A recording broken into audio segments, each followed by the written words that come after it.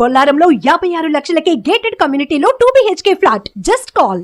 Lawyer గారితో మాట్లాడదాం. Lawyer గారితో మాట్లాడితే కరెక్ట్ గా ఉంటుంది కాబట్టి ఇంకొక మనకి విషయం. లైవ్ లో సిద్ధంగా ఉన్నారు నరేష్ శుంకర గారు. నమస్తే అండి. నమస్తే నమస్తే. సో కళ్యాణి గారి వాదన వినే ఉంటారు. చట్టాలతో అమ్మాయిలు చాలా మంది జీవితాలను నాశనం చేస్తున్నారు అనే మాట తన వైపు వాదన. అండ్ ఇంకొక చట్టం ఏదైతే బెట్టింగ్ యాప్ కి సంబంధించిన ఐటీ యాక్ట్ గురించి కూడా రవి గారు చదివారు. ఇక్కడ మనం చూసుకుంటే బాధితురాలు కూడా పెట్టింది 376 అండ్ 354. ఎలా చూడొచ్చు అసలు? అంటే ఓవరాల్ గా చూస్తే ఏమనిపిస్తుంది ఈ కేసు గురించి మీకు?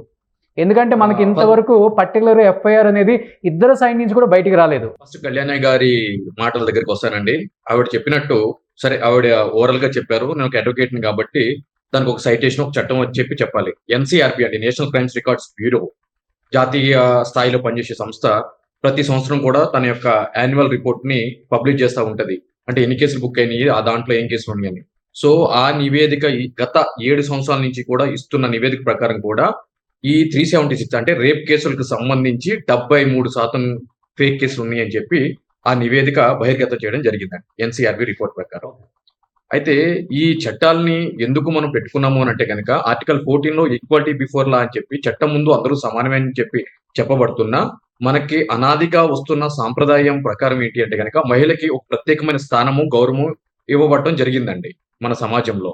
సో అటువంటప్పుడు వీళ్ళని ఒక మైనారిటీ సెక్షన్స్ గా పరిగణిస్తున్నటువంటి క్రమంలో వీళ్ళకి ఒక బలమైన వాయిస్ కానీ, ఒక బలమైన మెసేజ్ ఇవ్వాలి అని అంటే కనుక వాళ్ళకి ప్రొటెక్ట్ చేసే చట్టాలు ఉండాలి అని చెప్పి కొన్ని అమెండ్మెంట్స్ 376 లో కూడా అమెండ్మెంట్ చేయడం జరిగింది. నిర్భయ ఘటన జరిగినప్పుడు వాటిని ఇంకొద్దిగా కఠినంగా కూడా చేయడం జరిగింది. సో అందులో భాగంగానే 376 లో రిపీటెడ్ గా రేప్ జరిగితే ఏ విధంగా ఉంటది, ఒక ప్రభుత్వ ఉద్యోగులు రేప్ చేస్తే ఏ విధంగా ఉంటది అని చెప్పి దాంట్లో డెఫినేషన్స్ ఇవ్వడం జరిగింది. ఇక్కడ అర్షసాయి అనే వ్యక్తి మీద చూసిన సెక్షన్ చూసినట్లయితే కనుక 376(2) సబ్-క్లాస్ N అండి, అంటే రిపీటెడ్ రేప్ అని చెప్పి కూడా ఆ యొక్క సెక్షన్ డినోట్ చేయడం జరుగుతుంది. అదే విధంగా 354 అంటే కనుక మహిళ మీద బలవంతంగా దాడి చేసినటువంటి సందర్భం ఏర్పడితే దానికి సంబంధించి ఐపీసీ 354 అని చెప్పి ఆ సెక్షన్ అనేది మనకి డినోట్ చేయడం జరుగుతుంది, సూచించడం జరుగుతుంది. ఇక్కడ ఆ మహిళ ఎవరైతే బాధిత మహిళ ఉన్నారో ఈ యొక్క యూట్యూబర్ ఒక పేటెంట్ అంటే కంప్లైంట్ కాపీ అయితే కనుక నేను చూడలేదు. అంటే మీడియాలో వచ్చిన కథనాల ఆధారంగా కానీ, లేదంటే కనుక పత్రికలో వచ్చిన ఆధారంగా కానీ, ఏదో ఒక సినిమాకి సంబంధించి కాపీ రైట్స్ వివాదం ఉంది. అదే విధంగా దానికి సంబంధించి కూడా మాకు ఈ వివాదం నడుస్తున్నప్పుడు ఆ వివాదాన్ని తనకు అనుకూలంగా మార్చుకోవడానికి మత్తు పదార్థం కలిపి నా మీద రేప్ చేశాడు అని చెప్పి ఆ కంప్లైంట్ అనేది ఇవ్వడం జరిగింది అని చెప్పి నాకు తెలిసి వచ్చిన విషయం అండి.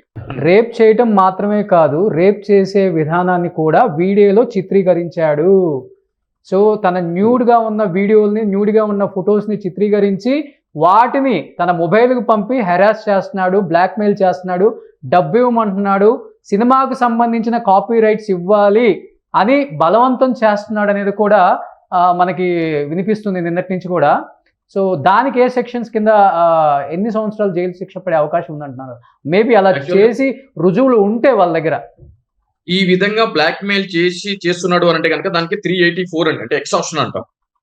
ఎందుకంటే కనుక ఏదైనా ఒక బ్లాక్ మెయిల్ చేసి డబ్బులు లాగడాన్ని మొదలు పెడితే ఐపీసీలో ఇండియన్ పీనల్ కోడ్ లో 384 సెక్షన్ ఉంటుందండి. కానీ ఇక్కడ ఉన్న చూస్తున్న ఎఫ్ఐఆర్ ప్రకారం అయితే కనుక ఆ సెక్షన్ అనేది పెట్టలేదు ఎఫ్ఐఆర్ లో. సో ఇప్పుడు పెట్టలేదు కాబట్టి శాశ్వతంగా పెట్టరు అని చెప్పి నేను చెప్పనండి. రేపు పొద్దున అతను దొరికినప్పుడు, అతని కస్టడీలోకి పోలీసులు తీసుకున్నప్పుడు అతని దగ్గర కూడా కన్ఫెషన్ స్టేట్మెంట్ అనేది రికార్డ్ చేయబడటం జరుగుతుందండి. అందులో అతను చేసిన విధానాన్ని చెప్పినప్పుడు ఆర్సీడీ అంటామండి, అంటే రిమాండ్ కేస్ డైరీ అని అంటామండి. దాంట్లో ఆ సెక్షన్ యాడ్ చేయొచ్చు, అంటే పోలీసు వాళ్ళకి అటువంటి అధికారం ఉంది. ఒకవేళ ఆర్సీడీలో చేయకపోయినా కూడా ఫర్దర్ గా రేపు ఇన్వెస్టిగేషన్ చేసిన తర్వాత ఒక ఛార్జ్ షీట్ అనేది సంబంధించిన కోర్టులో ఫైల్ చేసినప్పుడు దాంట్లో కూడా యాడ్ చేయడానికి వాళ్ళకి పుష్కలమైన అవకాశాలు ఉన్నాయండి సంబంధించిన పోలీస్ అధికారులకి. కానీ బ్లాక్ మెయిల్ చేయడానికి సంబంధించి అయితే కనుక ఐపీసీ 384 అని అయితే కనుక క్లియర్ గా పొందుపరచడం జరుగుతుందండి. సార్ నాకు ఇది యాజ్ ఎ లేమ్యాన్ అడుగుతున్నాను, చట్టం గురించి ఎక్కువగా అవగాహన లేని వాడిని లాగా అడుగుతున్నాను.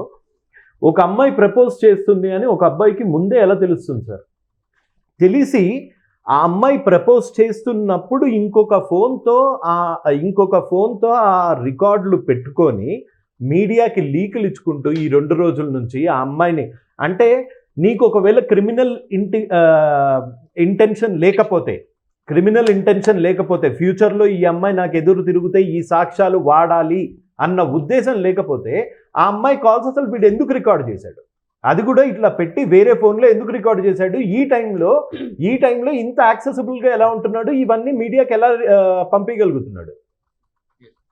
మీకు ఆ ఫోన్ కాల్స్ విన్నప్పుడు ఇవి కోర్టులో ఏమన్నా ఇవి కోర్టులో డెఫినెట్ గా ఏమన్నా చెల్లుబాటు అవుతాయా, అడ్మిసిబుల్ అవుతాయా? రైట్లీ పాయింటెడ్ అవుట్ అండి. ఇక్కడ ఏం జరుగుతుందంటే కనుక ఒకసారి క్రైమ్ రిజిస్టర్ అయిన తర్వాత కాగ్నిజబుల్ లా నాన్ కాగ్నిజబుల్ లా ఉంటుంది, అంటే ఆ కేసు యొక్క తీవ్రతను బట్టి. 376(21) అంటే కనుక చాలా తీవ్రతరమైన నేరము, 10 సంవత్సరాల నుంచి లైఫ్ పడేటువంటి శిక్ష పడేటువంటి నేరం జరిగేది. ఆల్రెడీ మనం జానీ మాస్టర్ విషయంలో చూసాము, కొన్ని ప్రత్యేక దర్యాప్తు బృందాలు వెళ్ళి తీసుకుని వచ్చి రిమాండ్ చేయడం ఇటువంటి జరిగింది. సో సేమ్ కేసు ఇది కూడా. సో ఇక్కడ కూడా ఏంటి అని అంటే కనుక పోలీసు వాళ్ళు కేసు రిజిస్టర్ కాగానే ఇమ్మీడియట్లీ సంబంధించిన వ్యక్తిని అరెస్ట్ చేయడానికి వాళ్ళ తరపున చర్యలు అనేది చేపట్టాలి అండి తక్షణం కూడా. సో ఈ విధంగా బయట యొక్క వ్యక్తులకే యాక్సెసిబుల్ గా ఉన్నాడు అని చెప్పి అన్నప్పుడు పోలీసు వాళ్ళకి ఆల్రెడీ టవర్ లొకేషన్ కానీ ఆ మూవ్మెంట్ కానీ ఎక్కడి నుంచి చేస్తున్నాడు ఏంటి అని చెప్పి ఈచ్ అండ్ ఎవ్రీథింగ్ కూడా ఫ్రమ్ టైం టు టైం వాళ్ళు తెలుసుకోవడానికి, లొకేషన్ తెలుసుకోవడానికి ఇప్పుడున్న పరిస్థితుల్లో ప్రత్యేకమైన టెక్నాలజీ అనేది వాడటం జరుగుతుంది. వాళ్ళు చాలా తొందరగా పట్టుకోవడానికి ఆస్కారం కూడా ఉంది. కానీ ఇప్పటి వరకు అటువంటి ప్రయత్నం ఏది జరగలేదు అని అంటే కనుక దేర్ ఆర్ 2 ఆస్పెక్ట్స్ అండి. ఆల్రెడీ వాళ్ళు పట్టుకుని దర్యాప్తు చేస్తున్నట్లయినా కానీ ఉండాలి, లేదు అని అంటే కనుక తెలిసి కూడా అతనికి ఒక బెయిల్ వేసుకుని ఆ బెయిల్ ద్వారా రిలీఫ్ పొందేంత వరకు కూడా బయట సమాజానికి మేము పట్టుకుంటున్నాము ఇంకా దొరకట్లేదు అని చెప్పి ఆ సమాజం నుంచి వచ్చే వ్యతిరేకతని తప్పించుకోవడానికి చేసే ప్రయత్నం అయినా అయ్యి ఓపెన్ గా